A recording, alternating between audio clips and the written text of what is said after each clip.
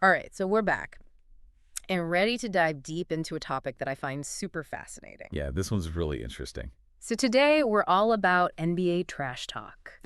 Right? Yeah. We're going to be looking at all the on-court stuff that happens. Yeah, like we all obviously love the athleticism, right, and the skill of the players. Oh, absolutely. But today it's all about the mental game, right? The psychological battle that happens out there between players. Yeah, like how much does what they say really affect each other? Exactly. And, we always see the highlights and stuff, right? The big dunks and the amazing plays.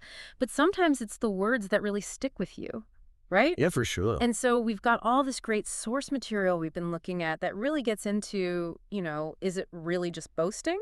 Or is there an actual strategy to this trash talk? Right, is it calculated? Yeah, exactly. Like, are they trying to actually achieve something with their words, or is it just, getting caught up in the moment? Yeah, and who are the players who've really made trash talk like an art form? Right. Like, who are the legends of trash talk? Exactly, and like how did they use it? Did it actually help them win games? That's the big question, right? Yeah, and I think we'll be getting into some pretty controversial moments too. Oh, definitely. Because, trash talk can sometimes cross the line. For sure. So, yeah, we're going to be looking at all of that and more so. Get ready for a really interesting deep dive into the world of NBA trash talk. Yeah, this is going to be fun. So the first thing that really jumps out from our research is that, in the NBA trash talk, it's often not just, like spur of the moment stuff. No, it's often a lot more strategic. Yeah, and like calculated, Right. And you got to think about it. These guys are playing at such a high level. Oh, yeah, the pressure is immense. So every little advantage matters, right? And trash talk, it's like this psychological weapon that can really mess with your opponent. So it's not just about like trying to make the other guy angry, is it? No, it's more about disrupting their focus, right? Like getting in their head. Exactly. Like if you can get them thinking about what you just said instead of, focusing on the game, that's a win. Right, like you said, any little advantage counts. Totally. And one of our sources put it really well. They said, it's all about winning the war between the ears. That's a great way to put it. And if you think about it, trash talk really adds to their cognitive load, Oh, yeah, that makes sense. Like they're already having to process so much information just playing the game. Right, all the other players where everyone is on the court. Exactly. And then you add in trash talk. Yeah. And it's like another thing they have to deal with. It's like multitasking gone wrong. Exactly. And it's so interesting how, in other sports like tennis. You just don't see that kind of trash talk. Right. It's almost like it's taboo or something. Yeah, whereas in the NBA, it's like part of the culture. It's like woven into the fabric of the game. Totally. And it's interesting to think about the different ways trash talk can be used, right? Oh, yeah. Like on the one hand, it could be a way to motivate yourself, right? Like a sort of public self-pep talk. Yeah, you're basically telling yourself you're the best. But then on the other hand, it's totally a weapon you use against your opponents. Yeah, you're trying to get in their head and break them down. Exactly. So it's like this really versatile tool. Okay, so we can't talk about NBA trash talk without mentioning some of the all-time greats. Oh, yeah, like the Mount Rushmore of trash talkers. Right. So who are some of the names that really stand out in our research? Well, I mean, you got to start with Larry Bird, right? Oh, Bird. Yeah, he was legendary. Like what was so amazing about him is how he would just say exactly what he was going to do. And then he would go and do it. Exactly. Like talk about getting in your opponent's head. It must have been so demoralizing to play against him. Oh, absolutely. And what's interesting is how he would sometimes slip in these little subtle digs. Especially if he was being guarded by a white player. Right. Like there are these stories about him implying that they just weren't on his level. Like he didn't even respect them as a competitor. Yeah, and that three-point contest where he just asked, who's coming in second? Or he even took a shot. Classic Burb. And then there's that story about him telling Xavier McDaniel he was going to shoot the ball right in his face. And he did. He totally did. Yeah. And it's those little things that make Bird's trash talk so effective. Yeah, it wasn't just about being accurate with his predictions. It was the disrespect that came with it. Exactly like he was saying, you're so predictable. I can tell you exactly what's going to happen. So humiliating. And then, of course, you have Michael Jordan. Oh, yeah, MJ. Like, everyone knows how competitive he was. And his trash talk was like a huge part of that. Yeah, he just wanted to dominate everyone. Totally. And he would use trash talk to just break his opponent's will. Like he was trying to get in their head and make them doubt themselves. Exactly. And he would sometimes just straight up challenge them. Like daring them to try and stop him. Or he would just casually remind them that he was better than them. And he wasn't afraid to get really personal either. Oh, yeah. Like that comment he allegedly made to Muggsy Bogues. Shoot it, you fucking midget. Yeah, and that's something that's still talked about today. Right, like, did that really affect Bogue's career? It's hard to say, but it definitely wasn't a cool thing to say. Not at all. And he would even trash talk his own teammates. Oh, yeah, like Stacey King during practice. That's intense. It's like he just couldn't turn it off. And it seems like he really enjoyed targeting younger players. Yeah, like rookies who are just coming into the league. It's like he wanted to show them who was boss. Like LeBredford Smith. Yeah, he apparently had it out for that guy. Just that relentless competitive fire. Okay, so next up we have Gary Payton, a.k.a. The Glove. Oh, man.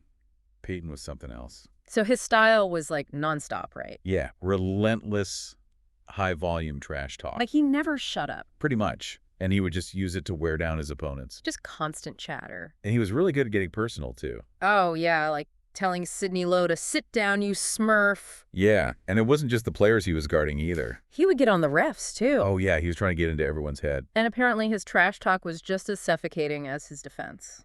It's like he was playing mind games with everyone on the court. Okay, and then there's Kevin Garnett.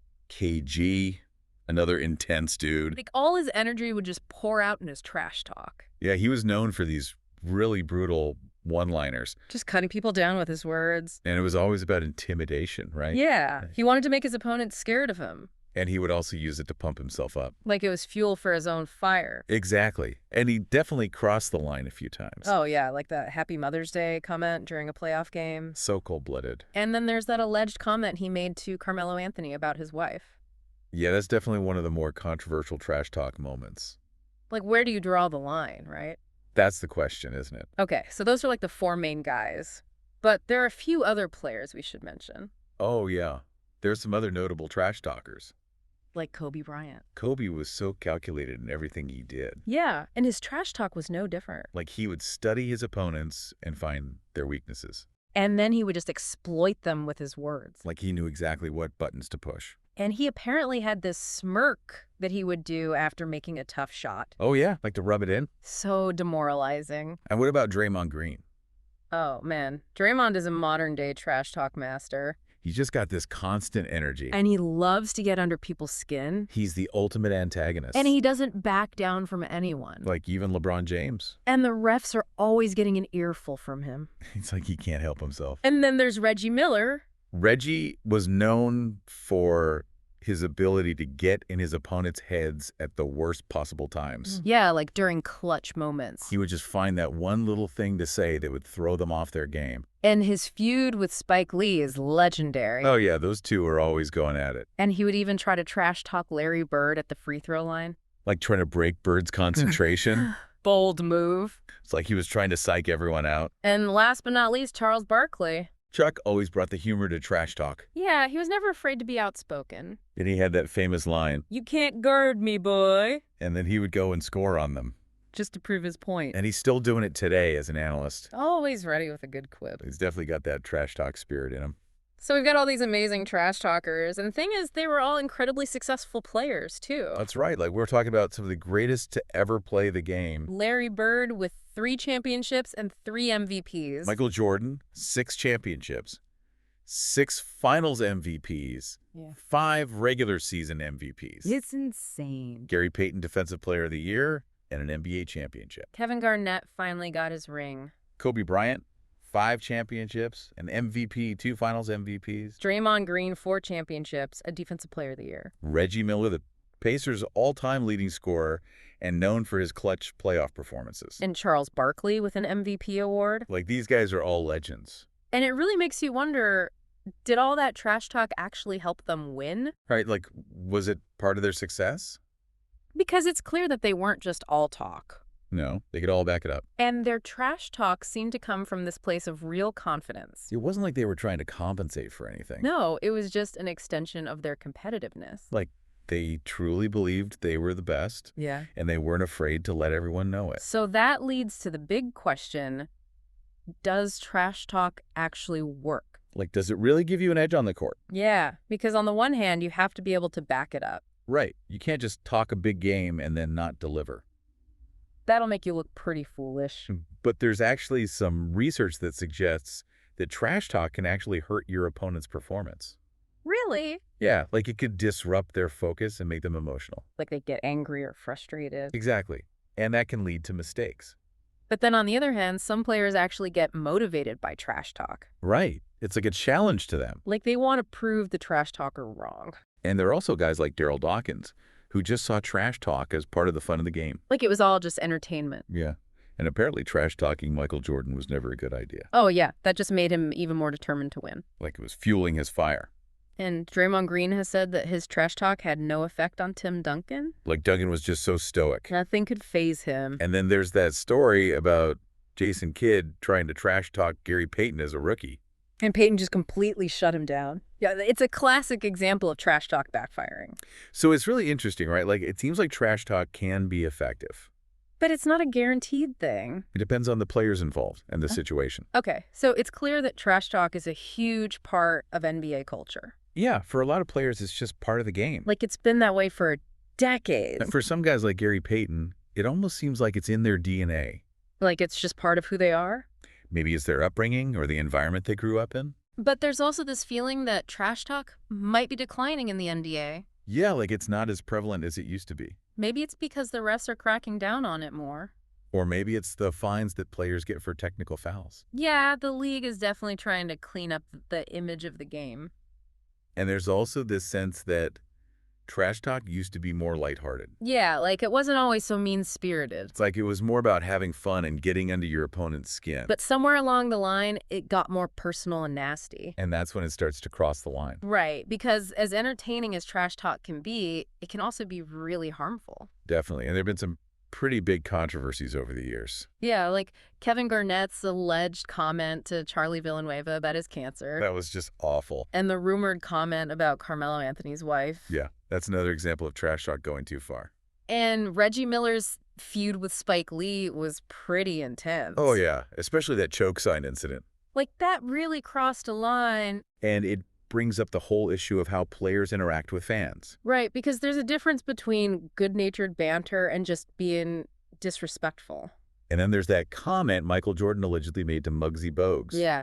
The midget comment. Like, that's just unacceptable. And some people say that it really affected Bogues' career. It's hard to know for sure, but it definitely could have had a negative impact. And even Larry Bird, who was known for being more subtle with his trash talk.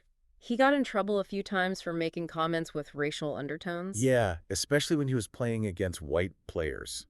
Like, it's one thing to talk trash, but it's never okay to be racist. And even Gary Payton back in high school. His trash talk was so bad that they had to ban fans from his games. Like, it was creating a hostile environment. And more recently, Draymond Green has gotten a lot of technical fouls and fines for his trash talk. And that can really hurt his team. Right, because every technical foul is a point for the other team. And then there's the example of Reggie Miller and Michael Jordan actually getting into a fight. Like their trash talk escalated to a physical altercation. So it's clear that trash talk can really get out of hand. And that's why the league is trying to crack down on it. Because it's one thing to have some fun with it. But it's another thing when it becomes personal or disrespectful. Or when it leads to violence. Right. So it's a really complicated issue. So we've covered a lot of ground today. Yeah, we've really dived deep into the world of NBA trash talk. We've talked about the strategy behind it, the legendary trash talkers, the impact it has on the game, and the controversies that have come with it. It's clear that trash talk is a really important part of NBA culture. Yeah, for better or worse. It's definitely entertaining. And it can be really insightful, too. Like it gives us a glimpse into the minds of these incredibly competitive athletes. And it makes you think about the power of words. Like how much they can affect us, both positively and negatively. So as we wrap up, here's something for everyone to think about. Yeah, consider this. Does trash talk ultimately enhance or detract from the spirit of competition? Like, is it a good thing or a bad thing for the game? And is the decline of trash talk in the NBA a positive development? Or are we losing something special? Something that makes the game unique and exciting. It's a question with no easy answers. But it's definitely something worth pondering. And that's our deep dive for today. Thanks for listening. We'll catch you next time.